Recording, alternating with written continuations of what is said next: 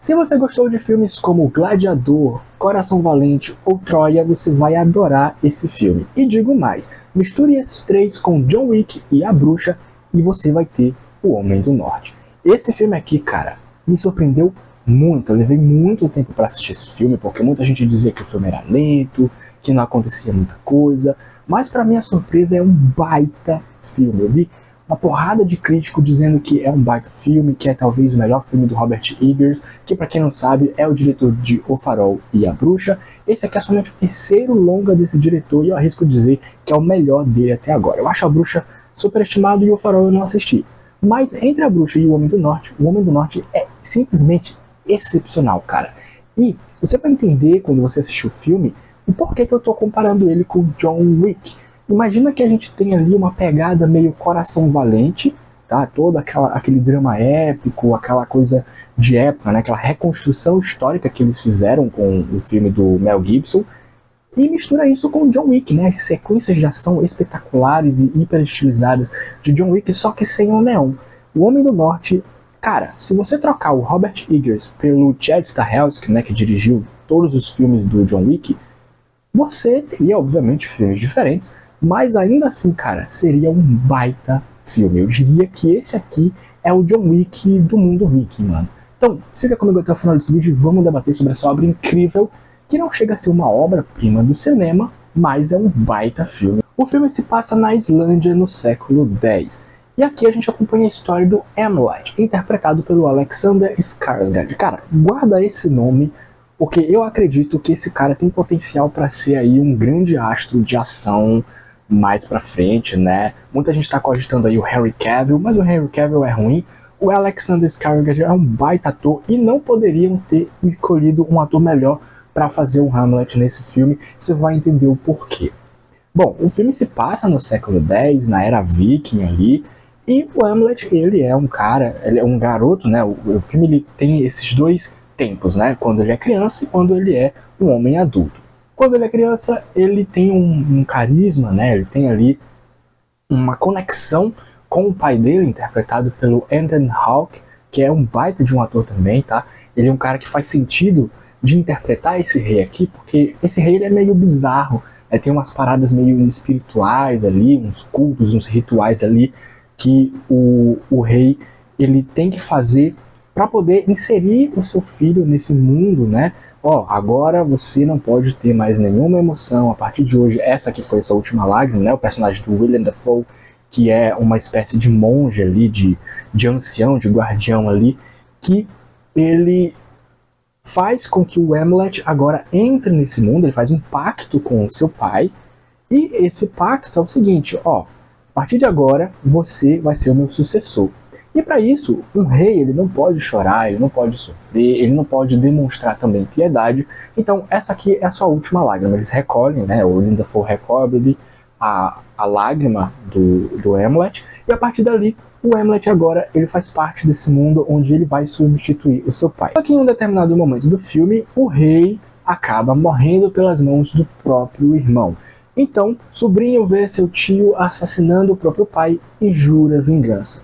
E cara, os motivos pelos quais isso acontece, no final do filme, que é revelado, é um plot twist que eu não esperava realmente, sabe? Eu não esperava esse final. Obviamente eu não vou contar aqui o final do filme, vocês sabem que aqui no canal eu não tenho esse costume de ficar contando o final do filme. Eu quero que vocês tenham a experiência de ver o filme e depois comentem aqui embaixo, voltem aqui no vídeo e digam o que vocês acharam do final. Eu sempre gosto de fazer isso, então com esse vídeo aqui não vai ser diferente.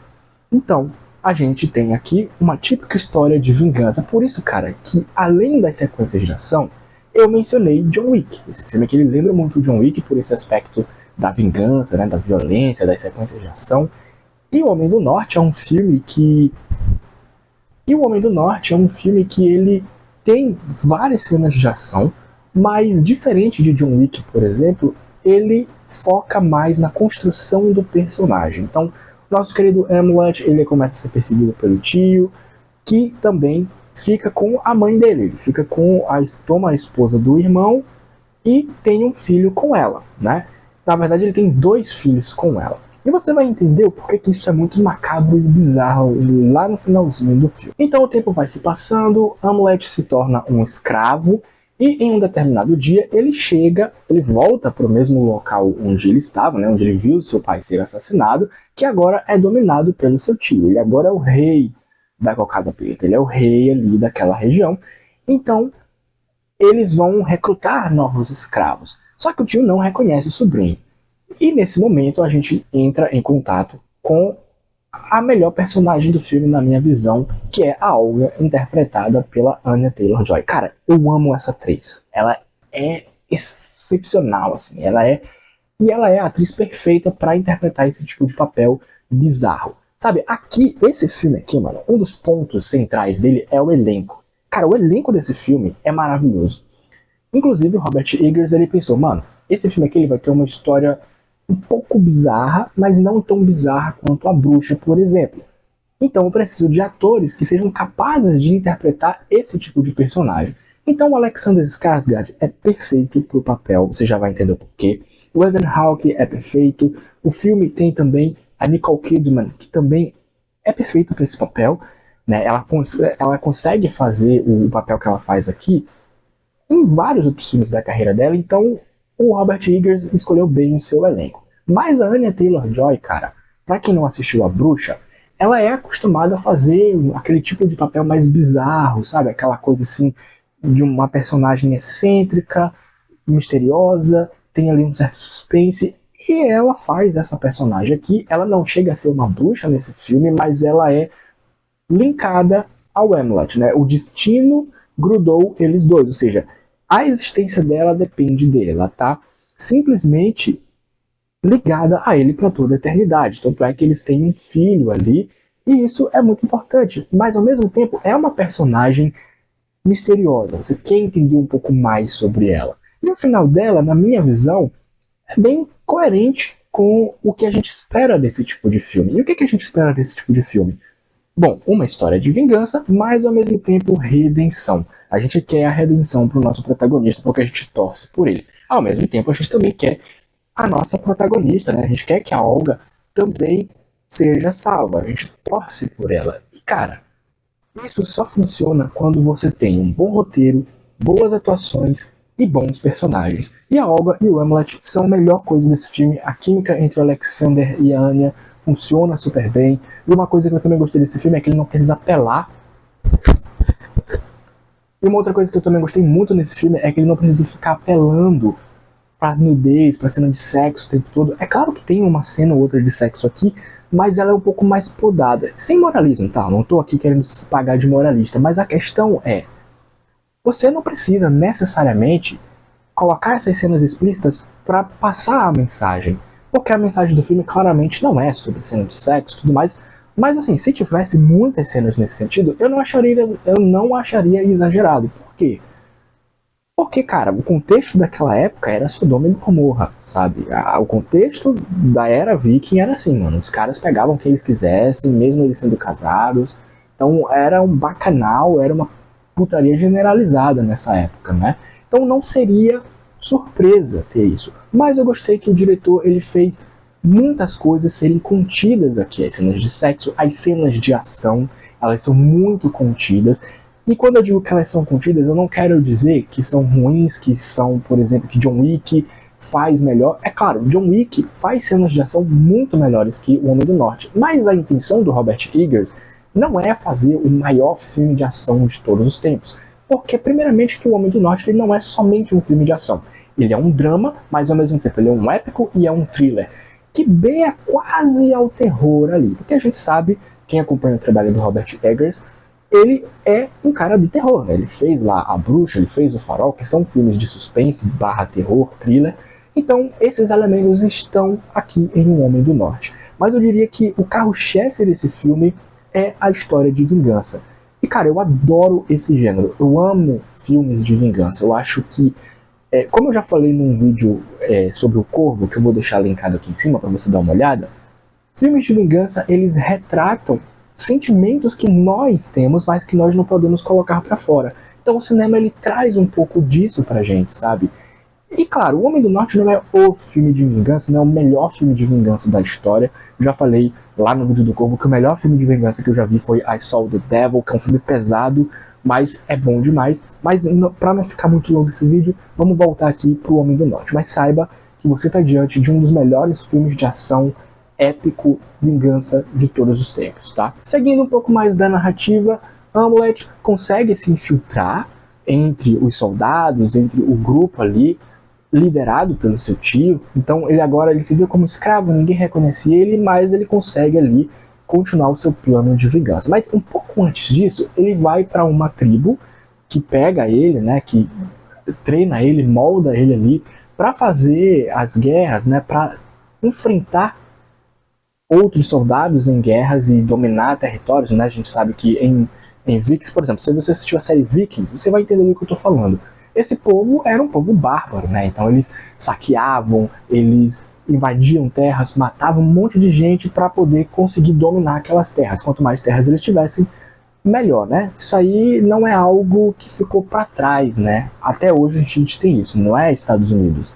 Mas a questão é, nós temos ali um conflito de identidade no nosso personagem. Ao mesmo tempo que, ele foi vítima dessa mesma situação, né? O tio matou o próprio irmão, ele viu o próprio pai sendo assassinado, ou seja, ele é uma vítima dessa coisa, sabe? Dessa coisa da guerra.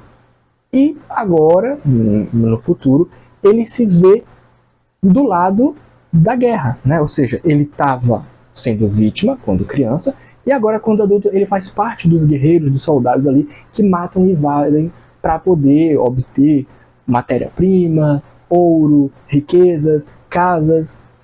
E aí tem um determinado momento do filme que ele mata um cara de uma forma muito louca, assim, ele fica alucinado e começa a gritar, e aqui que eu digo que o Alexander Skarsgård é o cara perfeito para esse papel, porque tem vários momentos, mano, no treinamento dele, junto com o povo, né, com o povo viking na região lá onde ele estava, que ele começa a gritar. Um dos treinamentos é você externalizar, né, toda a sua ira, toda a sua raiva.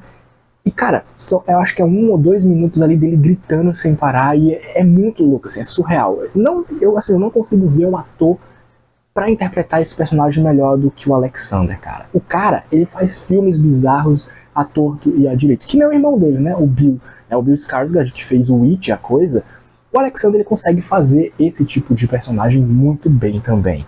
Então, assim, ele tem uma certa crise de identidade ali. Ele pensa, mano, eu não quero fazer isso aqui, mas ao mesmo tempo eu preciso fazer, eu tenho um objetivo, que é chegar no rei, que é o meu tio, e matar ele.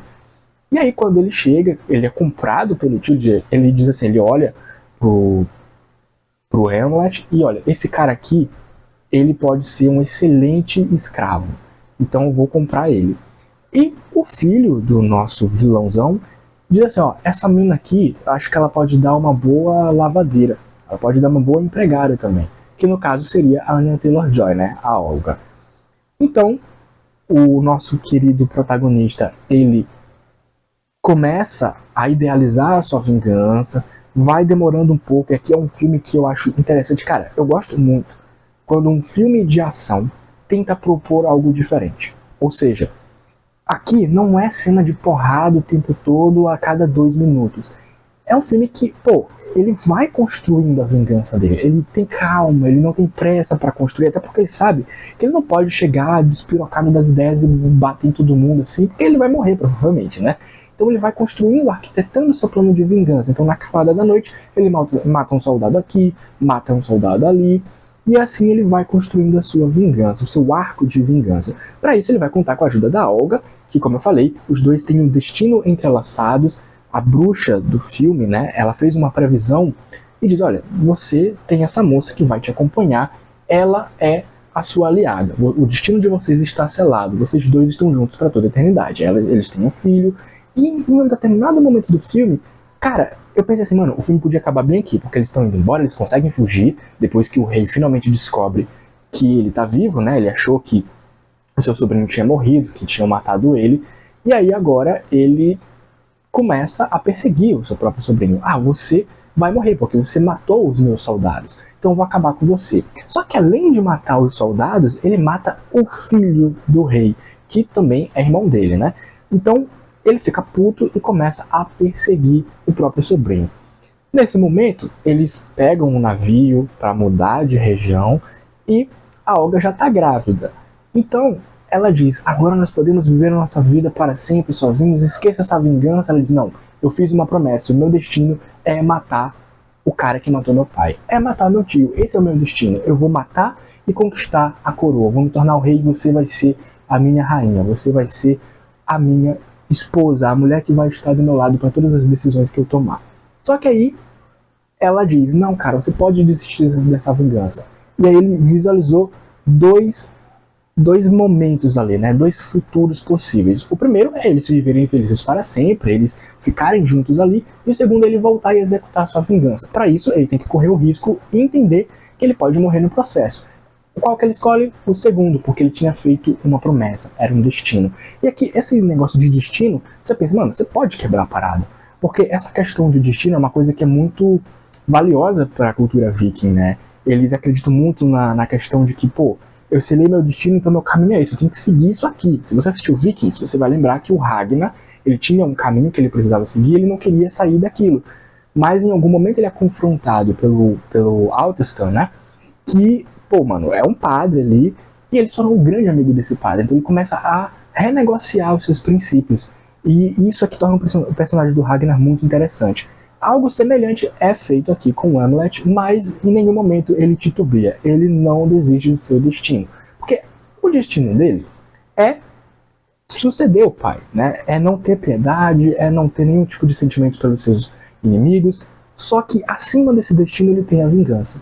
Então isso é o que ele preza por tudo que é mais sagrado na vida dele, é executar essa vingança. E agora, a gente entra na parte aqui desse vídeo onde eu vou falar alguns spoilers. Vou ter alguns spoilers porque é importante para você entender o contexto do que vai acontecer pra frente aqui no filme. Então, se você não assistiu o filme, e eu recomendo demais que você assista, deixo logo de antemão aqui, que é um baita de um filme, não assista essa parte do vídeo, tá?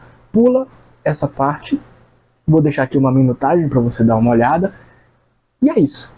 Mas eu avisei, né? Se você assistir a partir daqui, você fica por sua conta e risco, mas vai ter bastante spoiler, beleza? Então vamos lá, em 3, 2, 1... Bom, cara, basicamente, o nosso querido Hamlet descobre que a mãe dele é uma vilã também. Uma coisa que eu fiquei me perguntando ao longo desse filme é o seguinte, bom, depois que o rei mata o seu irmão para tomar a coroa, ele pegou a mulher do irmão, né, a Kim, e eu fiquei pensando, mano, depois que o tempo se passou, ela não achava nem um pouco estranho, ela não lembrava mais que tinha um filho, que tinha um Hamlet.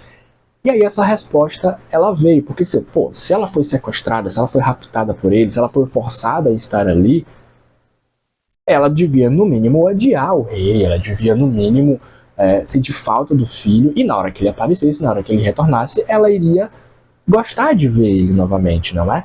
Só que aí é que tá, a minha dúvida é respondida no momento em que o Hamlet encontra ela novamente e diz pra ela, olha, eu salvei a vida do seu filho, mas eu vou matar o seu marido, porque ele matou meu pai. E aí ela relembra, então você era aquele meu filho bastardo, aquele meu filho que eu deixei pra trás. E aí ele começa a perguntar, como assim? Você acha mesmo que eu estava triste naquele momento? Aí ele diz, eu vi você chorando, eu vi você gritar. Ela, não, mas eu estava gritando de felicidade, porque fui eu que pedi pra ele matar o seu pai. Foi ele quem matou e fui eu quem pedi. E aí vem o grande plot twist do filme, que talvez essa seja a coisa mais pesada, que ela diz que ele foi fruto de um... leia aqui os meus lábios, tá? Não posso falar essa palavra aqui, mas ele foi fruto de um ato forçado, né? E cara, naquele momento a expressão que o ator faz é tipo assim, cara, minha vida é uma merda, minha vida foi uma mentira uma vida inteira. E logo eu me lembrei do mangá Berserk, né? Não sei se você é fã de anime, de mangá, mas em Berserk tem todo tipo de loucura, todo tipo de doença que você puder imaginar na cabeça daquele mangaka, né, do autor do mangá. Mano, o nosso protagonista ali, ele é totalmente fudido, né? A vida dele é totalmente fudida. E é exatamente o que acontece aqui com o Hamlet. Na hora que ele descobre que ele foi fruto de uma parada ali, né, sabe, de uma relação não consentida, obviamente que no filme não fica... A gente não tem essa explicação por parte do pai, porque ele já morreu, né? Mas é a palavra dela contra a palavra dele que já tá morto. Então, mas ela diz, ó, eu nunca gostei dele, porque ele sempre foi um homem egoísta, sempre foi um homem egocêntrico, ele nunca gostou de mim realmente, e eu também nunca gostei dele, só fiquei com ele por conveniência, mas aí eu tive você. Só que eu preferia que você tivesse morrido. Cara, esse é o momento mais louco do filme, assim, é o momento que ele despiroca mesmo das ideias, e ali naquele momento ele abandona aquela conduta de ah não, eu não quero matar, eu não quero ser que nem o meu tio. Só que aí ele despiroca das ideias, vai lá, mata o próprio irmão, que é o outro filho da mãe dele, e vai em busca também de matar o tio. Só que nesse processo, ele é capturado, ele é torturado, mas ele diz, olha, você pode fazer o que você quiser comigo, mas hoje eu não vou morrer, o meu destino é matar você. E aí ele volta no casebre, mata a mãe e mata o irmãozinho pequeno. E, tipo assim, ele já não tem mais sanidade nenhuma. O objetivo dele é, depois que ele descobriu a verdade, obviamente, destruir todos aqueles que fizeram mal pelo seu pai. Ele diz, agora eu já tô nisso aqui, não vou mais sair, vou até o fim. E aí a gente entra no último momento do filme, que é, obviamente, a luta entre tio e sobrinho. E, cara, é uma das coisas mais espetaculares desse filme, que é uma cena... Cara, lembra que eu falei de John Wick? Imagina John Wick, só que com espadas. Meu amigo, em John Wick 4 até tem lá as cenas das espadas, né? Dele lutando contra o Donnie Yen.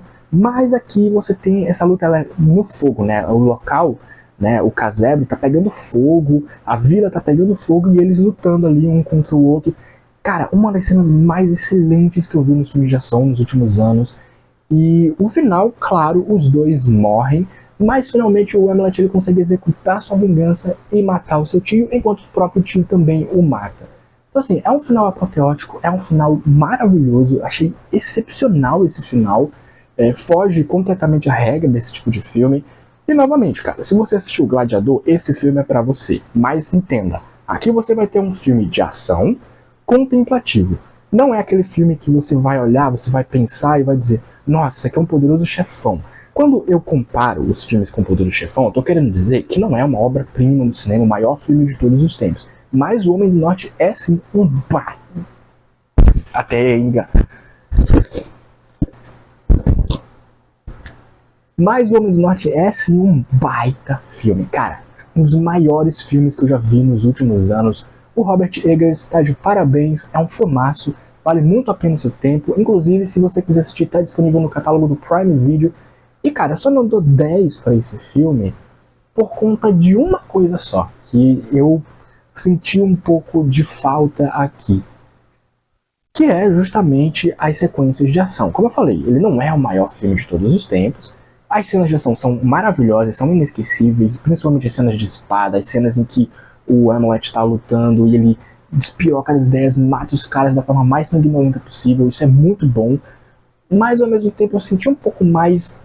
Eu senti falta de um pouquinho mais de cenas de ação. É claro que eu não estou procurando aqui John Wick, você não vai assistir esse filme esperando o John Wick. Não, você vai assistir esse filme esperando um Gladiador, esperando um Coração Valente, que inclusive esses dois filmes são bem melhores que O Homem do Norte, são filmes muito mais ricos, muito mais complexos, mas esse filme aqui é um baita filme, então eu vou dar uma nota 9 para ele, um sólido 9 ali, porque merece, um baita filme. Robert Eggers é um diretor muito bom, tá só começando a carreira dele, mas esse filme aqui, meu amigo, vale completamente a pena.